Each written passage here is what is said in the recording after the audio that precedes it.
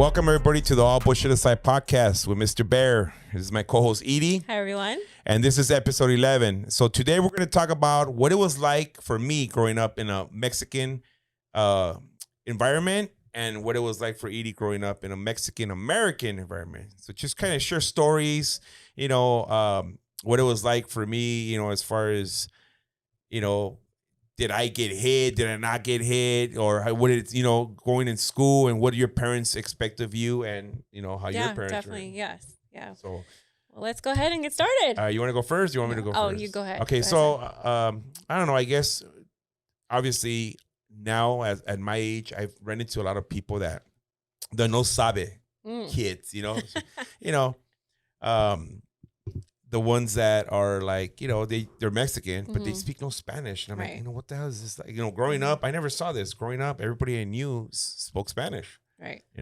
So as I got older, I started meeting people at jobs and everything. That's when I started seeing like this different side of the Mexican community. This whole, I don't speak Spanish, bro. Like, what do you mean? You're Mexican. Your last name's like more Mexican than my last name. And yeah, it was crazy. It was funny. I'll give you a story. Growing up, my son was, obviously because my mom spoke to him in English and his Spanish didn't develop that well until he got older. I remember a time where we're in East LA because when I used to have my own business, I used to bring him with me when he was young.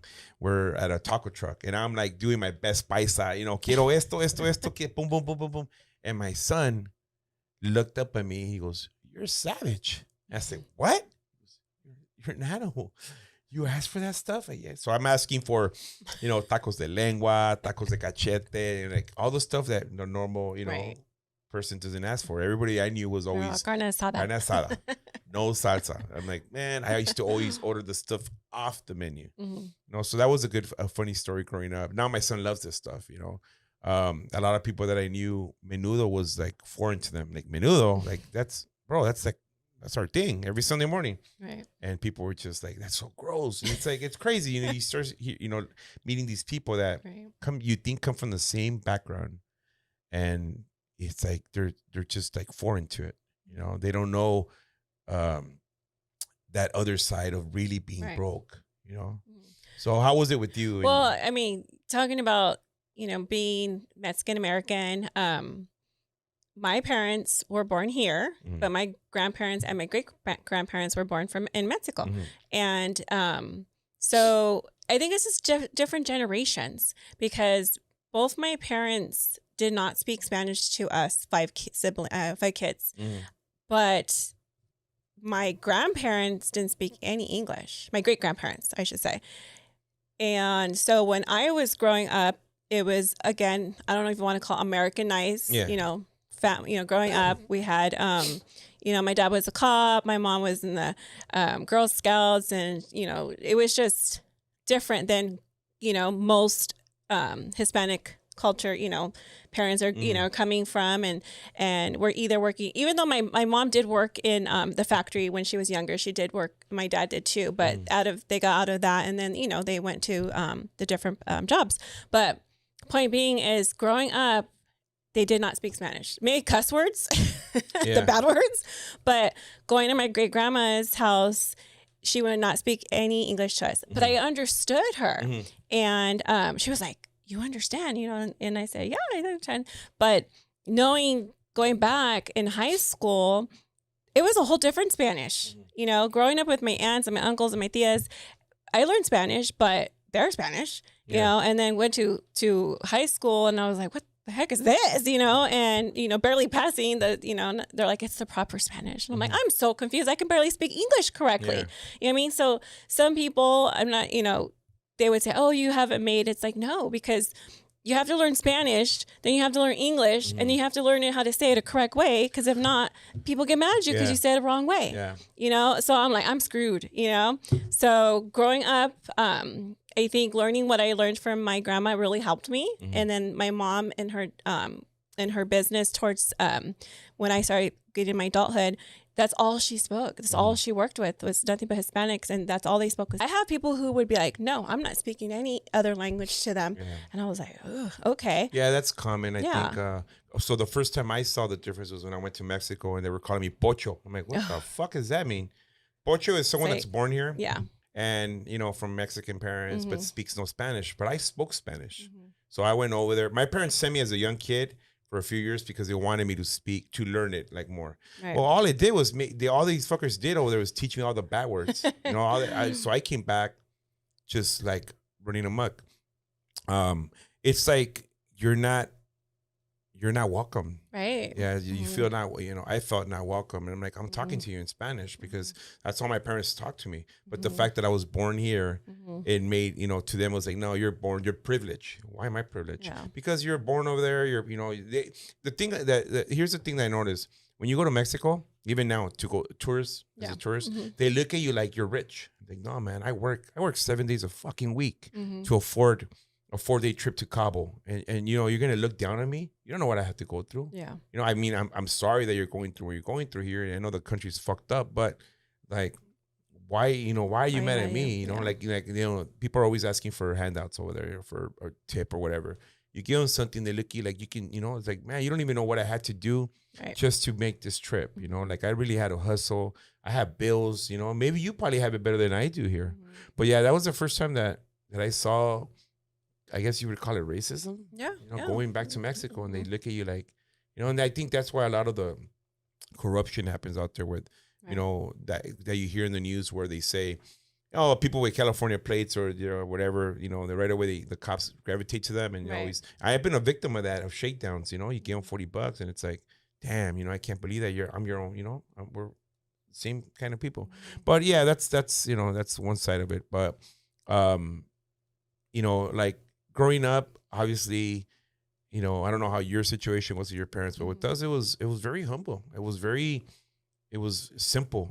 There was beans every day at the house. Every day there was beans, tortillas, chile, something with chile. It was either chicken, carne.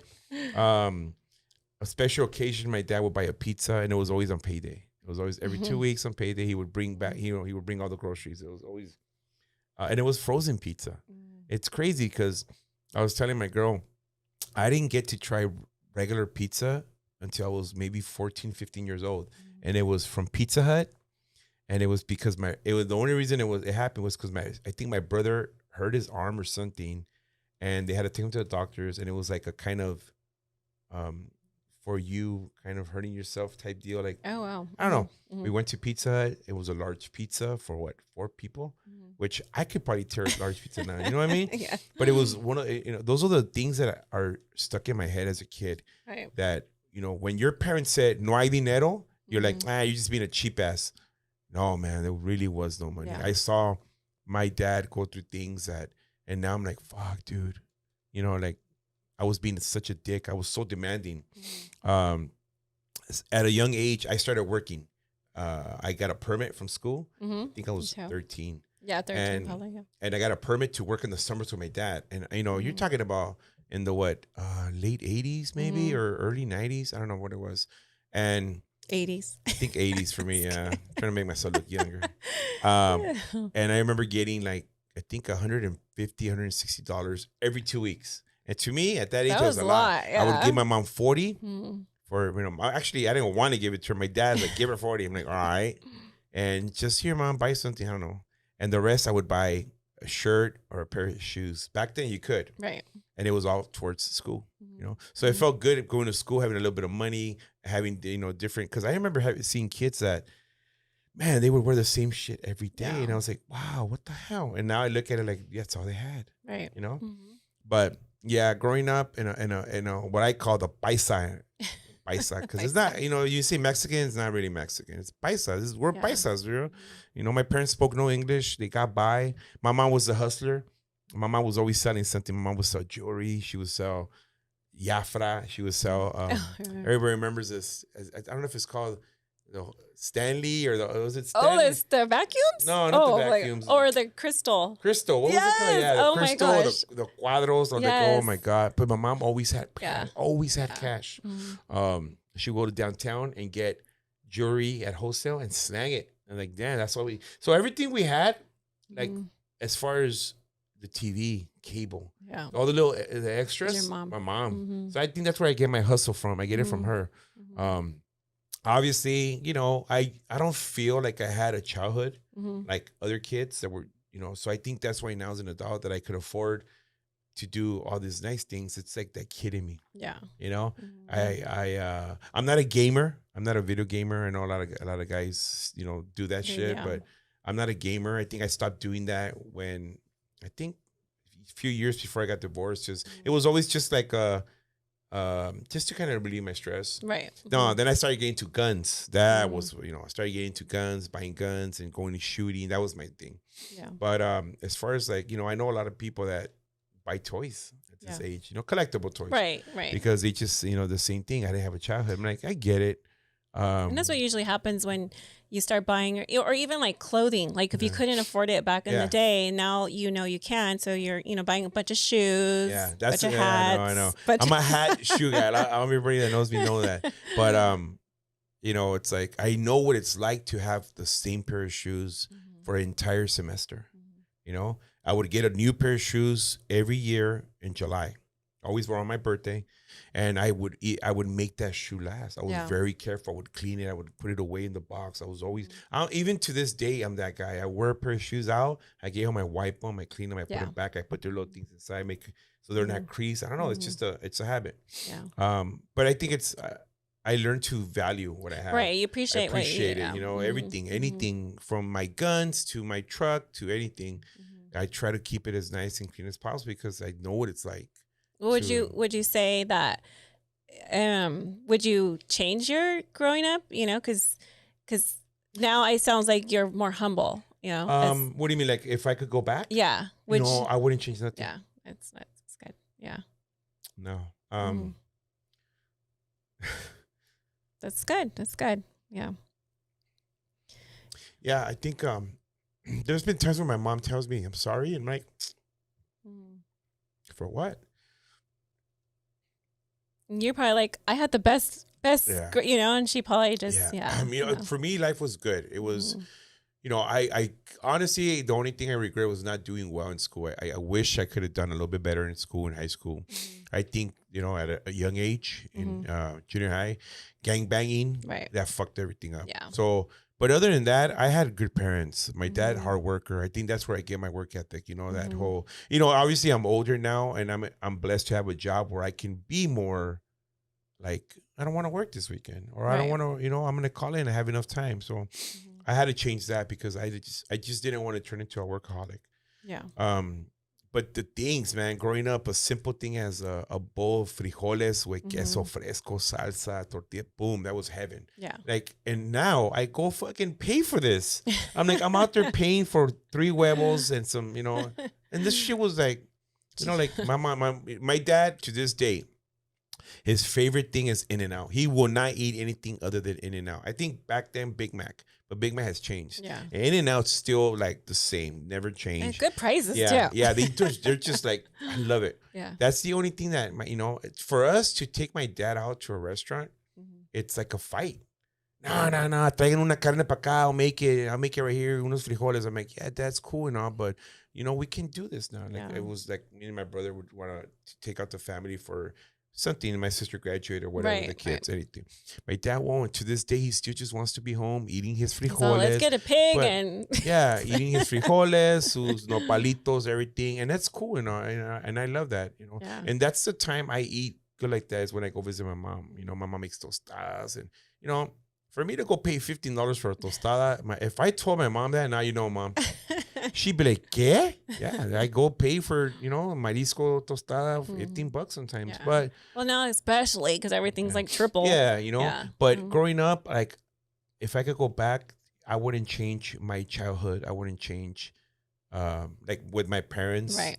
I like I said, the only thing I would change is I would never gangbang. I think that threw a curveball into my life, and it made me spiral a bit. And it was all because trying to fit in. Right. Just trying to fit in. And I'm sure a lot of dudes can relate to that. Try to fit in. Now, all that whole we're your family type shit, that's all bullshit. They're not your, Well, you had like a triple whammy there because, again, you're, being told that, you're not completely Mexican. And then in the area you're living in, then you're now having to be in a gang because you have no choice. And then, just growing up. Well, I don't know if you don't have a choice. You had it. But at the time, you probably felt like I you didn't felt have like a choice. I have no choice. Why? Because I live where I live. I lived in Right. an area where you would walk to the high school. I lived in a small city called Cudahy. And on the street I lived on, Claro Street, it was like you walked right and you were a target. You were gonna run into at least 4 gangs that were your enemies. Yeah. I went left, and same thing. It was even scarier because it was the back way to the high school, and that's where they would catch you slipping. So I had no choice. Yeah. Walking to school was like, this is my last day, and it happened to a lot of my friends. Walking to school was their last days. Yeah. So I felt like, fuck, what are my parents gonna do? They can't help me. So what I resort to was the homies. All right, well, fuck it. They jumped me in, did my thing. And you saw the respect, you saw but you also saw your enemies, that grew. Yeah. People that hated you for, you used to see me every day. Now you see me, now you hate me because you're from, like 10 blocks from your block. It's like, we're cool. yeah. We're playing basketball a month ago. Now we're shooting at each other. It's like, what? Yeah. It's sad. Crazy. That's why I've always said, I mean, I guess, in some ways you can be what's the word? A product of your environment. Sometimes you have no choice. Yeah.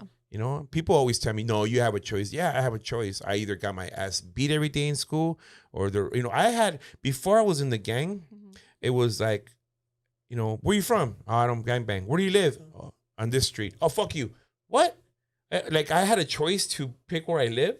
Yeah. So that's what made me go into the gangs and all that, because I'm like, well, might as well, because at least now I have people that will help me. Yeah. Back then I had nobody else on my own. So, but that's the only thing I would change.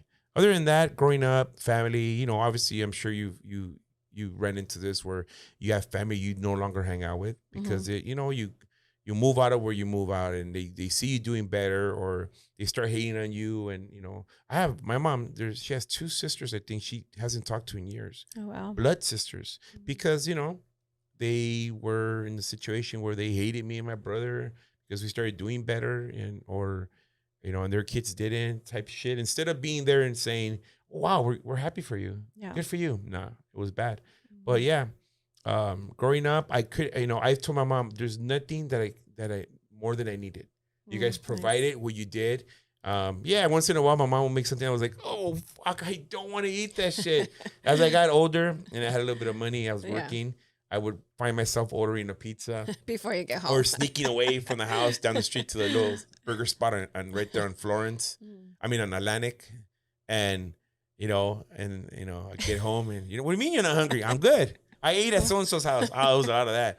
But, obviously I had extra money because I was doing a little drug dealing and stuff, a little stupid shit. And I always had money in my pocket. Yeah. But if I could go back to those, plates of queso with beans, oh my God, those are the best, But I wouldn't change that part. Yeah. Well, growing up too, when my small little neighborhood, they had gangs too. I mean, it was really like literally one town to the other town. But when I was growing up, I wasn't in that situation, but I was a cheerleader. I was a basketball player. I was in the Marima band, was trying to keep myself, busy and stuff like that, because I think my parents had tried to do better. By the time it was, my turn, my brother, went into a gang.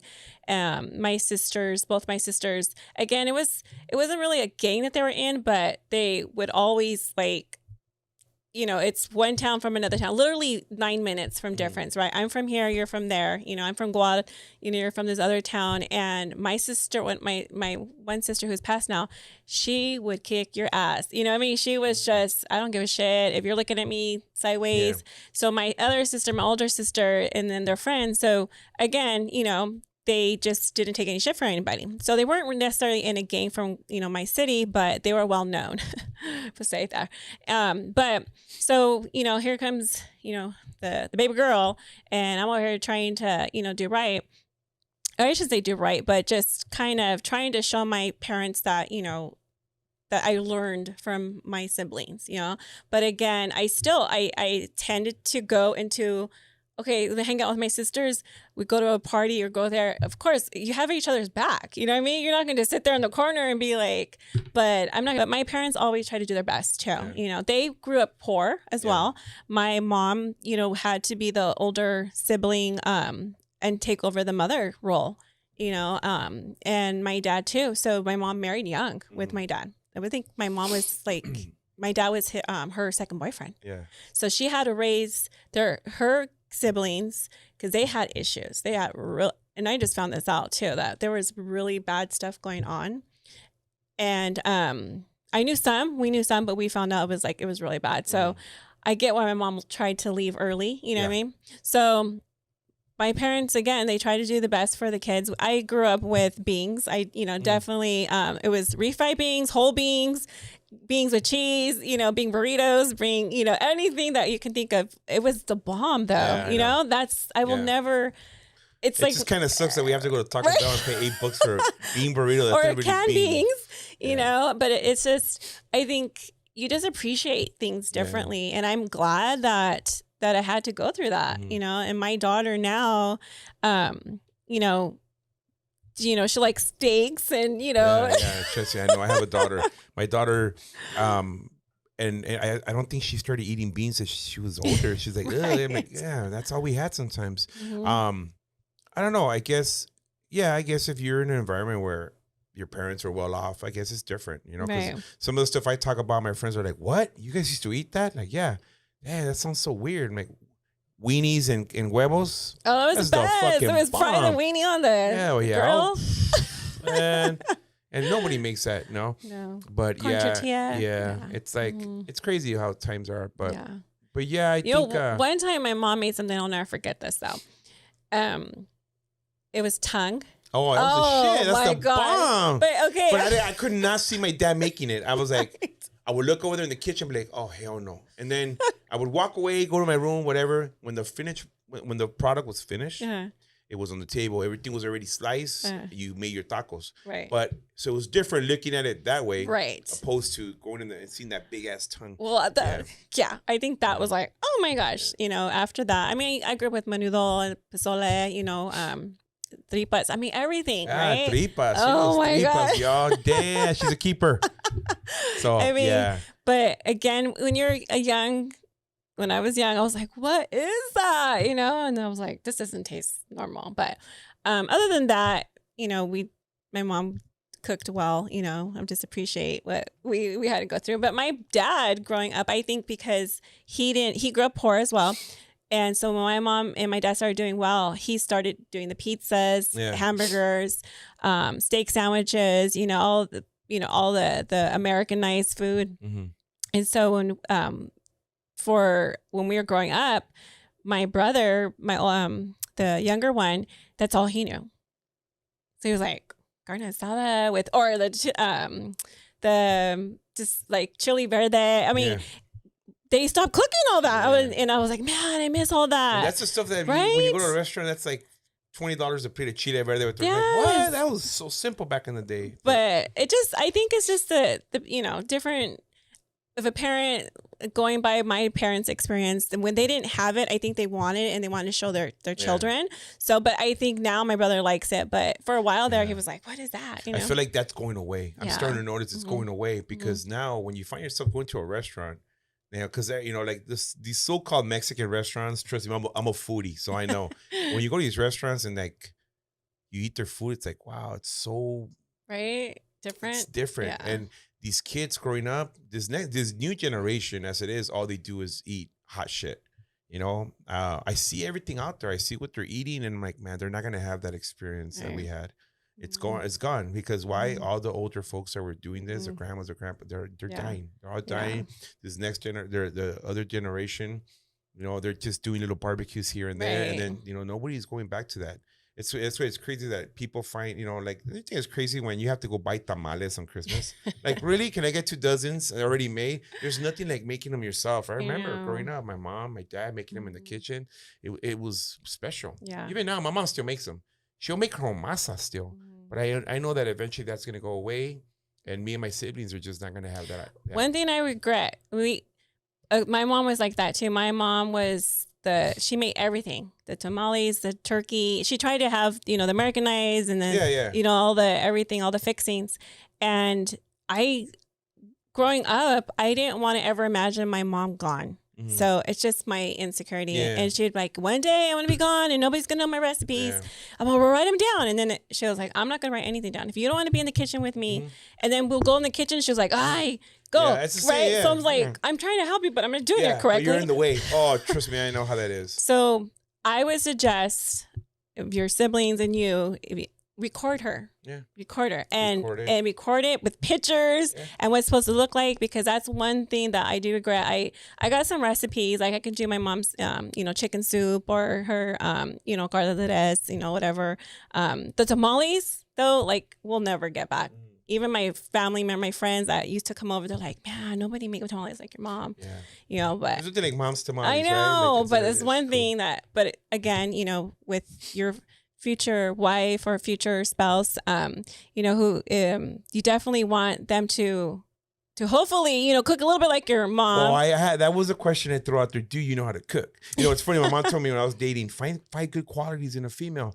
5, yeah. Just if she's this and that. One of them was, she can cook. Mhm. Obviously, my ex-partner didn't cook for shit, and so it was like, I can make this, I can make that. And my girlfriend's Salvadorian, Mhm. born here, but she cooks Mexican stuff. Oh, And okay. even her mom sent me food already. Like Mm. that was another thing that was like, whoa, like, here, take this to him. Like, damn, and her food's great. Oh, good. But yeah, I think the next generation, man, they're gonna be on YouTube looking for recipes. Yeah. And do we even have people on there that are gonna give you the legit stuff? Yeah. It's sad. Oh, you just brought up the YouTube.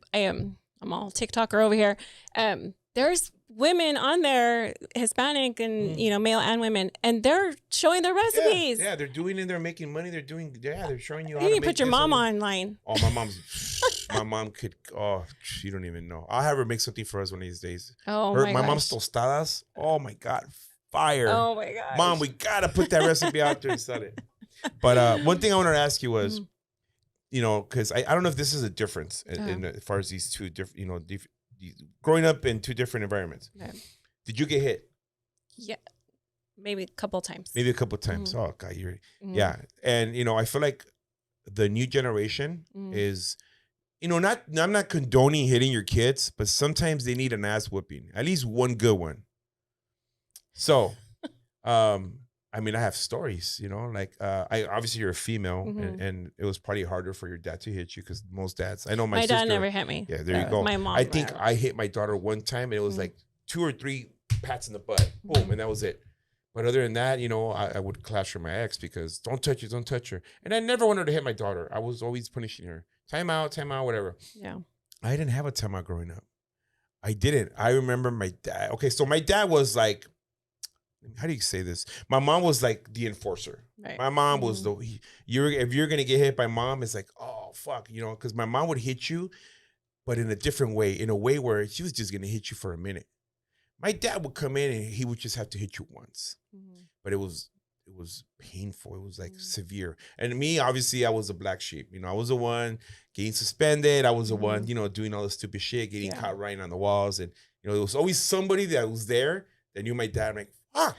Oh, I saw your son right now tagging him. Oh yeah, got home. Hey, come here. What you doing right now? I never knew. I knew just with that. Huh. Fuck, he already Oh. knows. How does he know? Somebody told him. Yeah. I remember my dad. My dad had, he's from Jalisco. Mhm. He's got he had you would open up excuse me, you would open up the hallway door, like the little closet, and there was 2 or 3 belts hanging. Those were my dad's belts. We're talking about thick. My dad wasn't cheap either when it came to his belts. Mhm. That thick leather with the big old thick Buckle. letters that say Jalisco. Uh-huh. Oh, I remember having them on my back. I remember getting- a free so- tattoo. Oh yeah, it was a free tattoo. But yeah, my dad would have to hit me only when it was like severe. It was severe. My mom would, do the occasional, we go to church and she'd be next to me and she'd be like, I'd be like, oh my Right. God. And then I was like, I'm in so much pain. And then she'll whisper in my ear, wait till we get home. I'm like, are you fucking kidding me? You beat my ass in church already. And you want to go a second round? Like, come on, man. That's not even fair. And you got home and it was like, Say it in Spanish though. I know she probably said it in Spanish. vas a ver cuando llegues a la casa, cabrón. Like that. She knows. See how it sounds different? Yeah, I know. Wait till we get home. That's somebody's white mom saying, vas a ver, cabrón. I'm like, oh damn. Those words were like terrifying. And then you get home and I would try to do the whole, hey, so what's for dinner? What's and like play it off, and it would look like she forgot. And then when I least expected, boom. ¿Te acuerdas? Oh, damn. But yeah, when she couldn't do nothing, I think the last time she hit me was when she tried to swing the belt, and I caught it with my hand, and I yanked it out of her hand. And she looked at me like, oh. I go, yup, you can't hit me no more. But in the process of yanking the belt, and I'm never going to forget this because it was the last time she hit me. I yanked the belt, the buckle cut her hand. So who comes in? Dad. Fuck it. She tagged him in. I was like, damn. You tagged him in. Boom. Oh my God. Yeah, I was like, yeah. That was the last time I think my dad ever hit me. It was, I think I had disrespect to my mom, and I never got hit again. After that, just kind of changed. Wow. But yeah. Well, I mean, my mom had her special paddle. Oh, you weren't gonna.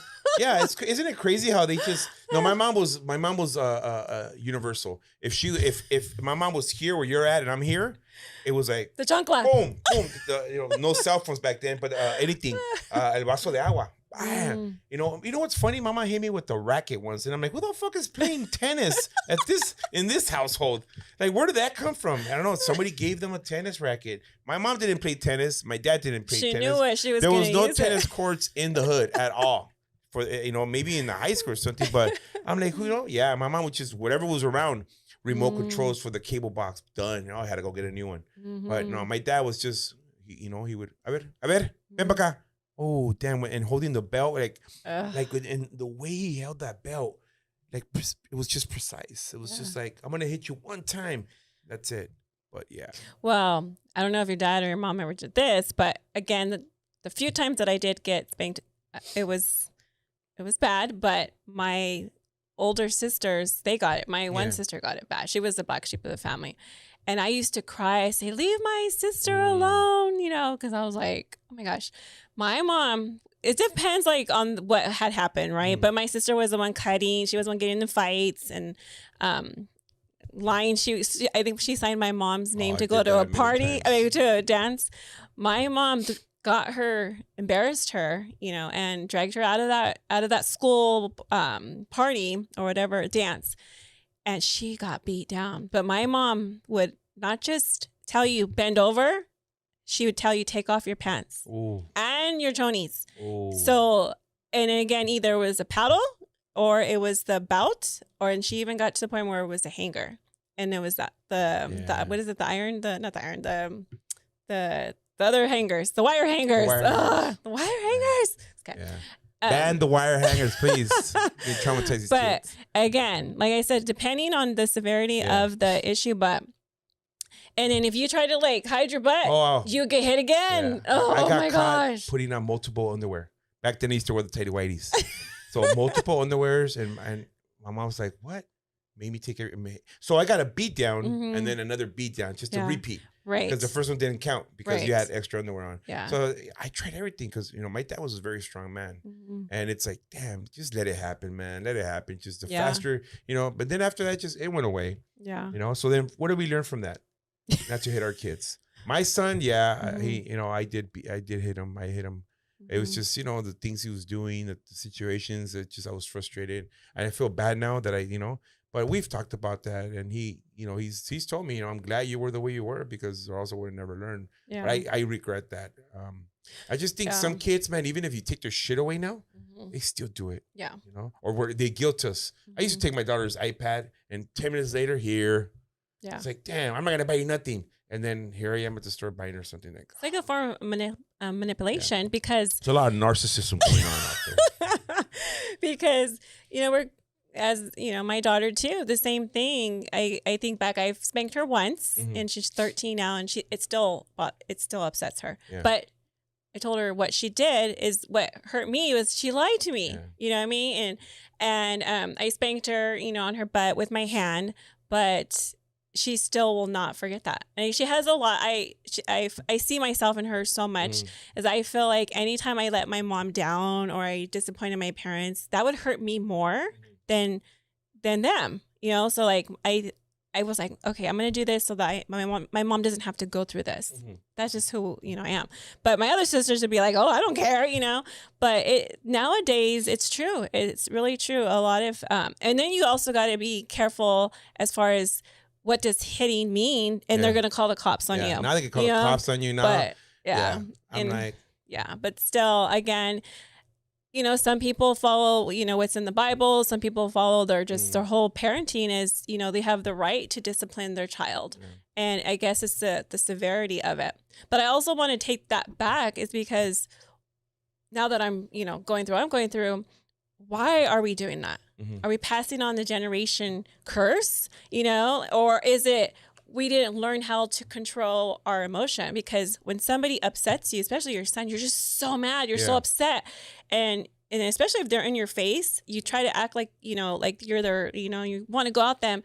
But it's like, is that really going to accomplish anything? It isn't. And I'll tell you, I saw it all, even with my daughter, the manipulation sometimes, how they try to guilt you into like, you're the bad guy. I'm like, wait a minute, you fucked up. I didn't fuck up. But yeah, I think it's just a generational thing. It's like, we need to stop it. But, we try to punish them in a different way, taking this away, taking that away. But I feel like it doesn't work. Yeah. It just kind of feels like you have to beat your kid one time here, just a good one. Like you have to, but then you're like, no, because then there's so many repercussions to that. Right. Yeah, that could be that one time that they'll never forgive you, and it's that's the thing. I think we both can agree that we have that, right? Because I feel like there's, even now, my daughter's 19. There's certain things I'll do sometimes where I'm like, damn, I just don't want her to be mad at me. That's the thing. But so, you know what? I'm learning that now. Fuck that. This is the way it is now. And you have to play, you have to do your part. Yeah. I know a lot of kids out here adults, grown ass men that are like in their 20s and still can't even get an ID, can't get a driver's license, can't even get a job. They just want to they don't do shit. Right. I'm like, what's your plan? You can't, not everybody could be a YouTuber, bro. Not everybody. So or gamer. Something's got to change. This generation right now, what is it? Gen Z? Or it's called Generation Lazy. No, it's kidding. Yeah, I think it is Z. Horrible. They walk around, they want everything expensive, and it's like, well, what are you doing? But it's the parents' fault. The parents are, you give them everything, they expect everything, and you're never going to get them out of your house. Yeah, I can see that. I as work wise, I know you've spoke about it. I work with some grown ass men, so, in different departments that I swear to God, it's like, bro, you can't get to work on time. You don't even have to clock in. And then, God forbid you ask them to do something. They're like, well, why you ask me? That's not my job. Oh, what? Like, oh, yes. All right, cool, man. I'll do it. Don't worry about it. And then 10 years from now, when you're up there in a different position, making more money, you look down, they're still in the same spot. And it's like, I knew it. Yeah. That's what I experiencing, the last couple of years too. And it's like, oh my gosh, interview people, do the whole day processing and, maybe even a couple of weeks. And then they just quit. Yeah. It's like, how do you pay your bills? Oh, because you still live with mom and dad. Exactly. And it's like, it's There's just no motivation, different. And they don't have that what's that, like that drive. They don't have drive. no. They don't have. Yeah. It's. And it's not even about being Hispanic, Mexican American. Well, it's everybody. It's all across the board. It's every race. Yeah. So, as far as our topic. Yeah.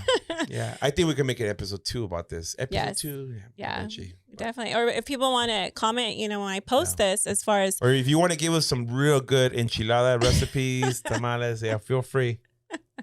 Or even as, growing up here, and what are your experiences or parenting too? Because we want to hear that. Cool. I know a lot of people are talking about, especially there's this couple movies that came out that my daughter was talking about to her friends, and they can relate. They can relate, and I think just more people need to talk about it. It's not like before when it's like, what, you don't speak Spanish, or what, you don't, this, and you're not true Hispanic, but there's Mexican American, there's Hispanic, there's Latina, there's Latino, there's we should start something like that. How Mexican are you?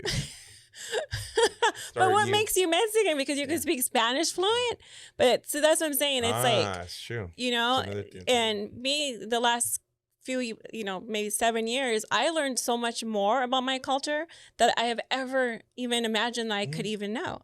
Yeah. Why? It's because I didn't really, I was focused on one way, and then now it's like, wow, I love my culture. You know what I mean? Just from lowriders to the food to, you know, my grandparents are from Jalisco too. You know what I mean? And it's like, I don't know if I would go visit right now, but yeah, I mean, I love being Mexican. I know my tattoos say that and everything, but do I want to go to Mexico right now? I don't know, man. Like, I love having my head. We have, if you're American, Mexican American, whatever, your background, your family is coming from probably most likely Mexico, you know, and I would love to encourage anybody to do like their heritage to go back, because I'm currently want to do that. Keep this going, or else it's eventually gonna die. And you know, just accept who we are. And I always said, if you meet me in the middle and you speak a little bit of English and I'll speak a little bit of Spanish, you know what? We could probably make a good meal. So you know, that's true. That that's where I'm at. But we definitely would like to hear if anybody has any stories or recipes. I can relate. All right. So we're good? Yeah. All right. Well, once again, thank you guys. We appreciate you tuning in and following us. Like I said, always feel free to DM us if you have any questions, or like there's anything you want to touch on that we don't. But yeah, we'll get to everything eventually. Yes, so you guys take care. Have a good day. Bye.